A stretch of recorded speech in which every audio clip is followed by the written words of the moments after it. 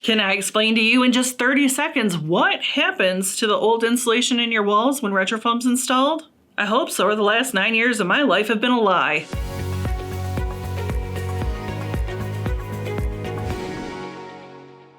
So what happens to that old insulation when the RetroFoam's injected? Well, for the most part, it just stays right where it is. Let's break it down though. Fiberglass insulation. When the foam is injected, it compacts that fiberglass to completely fill the cavity. The exact same thing is true if there's blown-in cellulose in the walls. RetroFoam's going to go in, it's going to compact that down, and it's going to completely air seal that space. Now, there's a caveat to this. If there's glued-in cellulose in the wall, the RetroFoam cannot be installed because there's no room for it, and you can't move the hose up and down in the cavity with the glued-in cellulose. Yay! All that time that I spent learning about RetroFoam and building science has finally paid off. If you want to learn more about foam insulation or just want to see me do cool stuff, check out the Learning Center on our website. There you're going to find tons of articles, videos, and resources that will answer all of your foam insulation questions in one place. I'm your building science brainiac reminding you to bring a little science to every project.